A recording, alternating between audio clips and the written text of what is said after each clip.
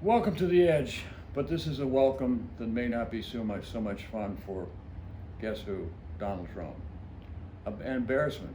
John Bolton said he was there, and what Trump did at that time relative to the World War I monument of the dead Marines in the French cemetery. It's kind of an interesting thing. This is from Rolling Stone. Donald Trump has nothing but respect for his troops, unless it's sprinkling Trump and First Lady Melania Trump scheduling to be appearing at Marne, an American cemetery memorial in northern France, the site of one of the bloodiest World War I battles. It was canceled allegedly to weather conditions. Trump was supposed to attend along with French Prime Minister Macron, French President, I think, take that back, and German Chancellor Merkel, who did attend. But the president decided not to go because it was raining in Paris. The White House and Trump's helicopter could not take him to the battle site, more than 50 miles outside of the French capital city, where the president was staying. Trump is in France to commemorate now this is at the time, this reporting is at the time he's in France, the 100th anniversary of the end of the First World War, World War I. The White House issued the following statement explaining Trump's absence at Saturday's event. The President and First Lady, blah, blah, blah, has been canceled due to scheduling and logistical difficulties. An American delegation led by John Kelly and the chairman of the Joint Chiefs of Staff will attend on their behalf. So there are people who are willing to come and catch the rain. Many were skeptical at the president's excuse. After all, this is the White House. Surely they have a backup plan. And Ben Rhodes, Obama advisor, I helped plan all of Obama's trips for 8 years. There was always rain. Macron sent a simple pointed tweet with a photo of him and Merkel at the event, which means united, unis. So that means Germany and France are one. Or we're not so one anymore. We're 50 separate things, not one state or the other being united. We were the United States of America until Donald Trump came along. They died in the face of the foe. That patriotic, inadequate Donald Trump couldn't even defy the weather to pay his respects for the fallen. This is by Nicholas Soames, a writer. Maybe the real reason Trump played hooky was because he just needed more executive time, aka television and Twitter, or perhaps the president canceled purely to avoid another embarrassing incident with an umbrella. He's had that too, and here he's going inside Air Force One with an umbrella falling outside of the plane, out of his control, and his wig almost falling off. Oh, I said wig, didn't I? Oh my, does he really have real hair? Oh, that's a news break. Uh-huh. Did you ever notice if the wind catches Trump's hair, it goes the other way? If the wind's at his back, his hair goes forward. And if he's going into the wind goes to one side, and he's always pushing it back up to keep it from falling off, or falling to the side, or falling somewhere. Maybe it's about the rain, what that does to all that spray on that Trump does to keep that hair in place, keeping it from falling off, going this way, going that way, staying down. And too much rain might just wash off all of that protection, and the hair will go anywhere and may just go on the ground.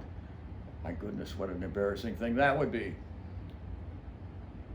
But he didn't go to honor the Marines. He called them losers and suckers because they're dead and in a grave. He actually referred to that as. And that's fairly well documented. And that is what Bolton said about Trump in this whole issue.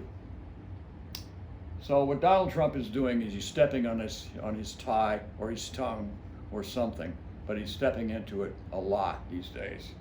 And he's afraid he's going to lose. It's a lot of fear shaking him.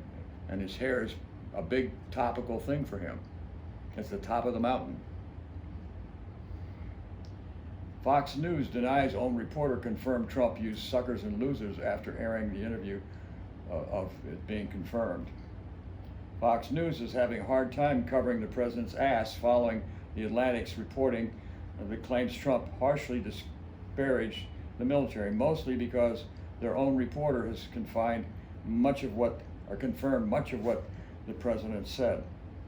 On Saturday morning, following the late Friday night tweet from the president calling on Fox News to fire the people that tell things about me I don't want told. I should be able to do that, right? I'm the president. My gosh, what's wrong with the world? Don't they understand my power and my control? I have godlike control. I'm never wrong. I only have good things in mind for everybody, but particularly me. It's all about me. Anyway, after being asked about the Atlantic's framing of Trump's comments, this one party says, she double-checked her sources this morning, confirmed both Goldberg's reporting and her own.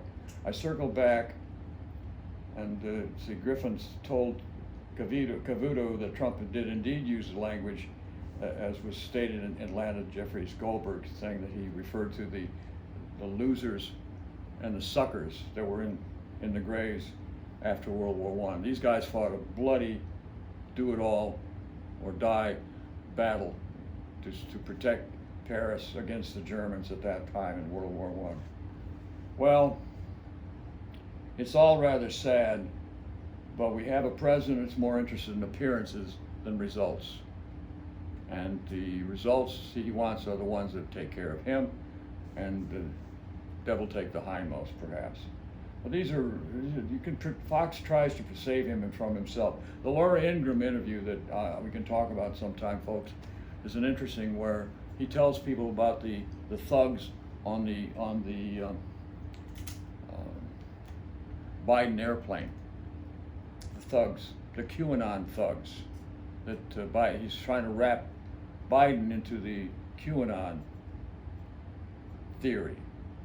QAnon, if you're familiar with that, believes that the Pope, the Dalai Lama, Hillary Clinton, a whole raft of Democrats are all involved in child trafficking.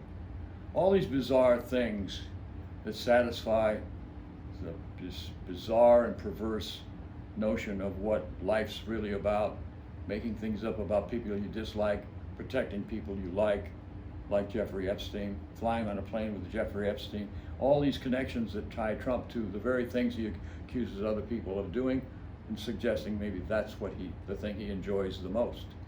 But nonetheless, he enjoys one thing more than anything else, protecting his hair. I want to thank you for having a look. We'll see you later.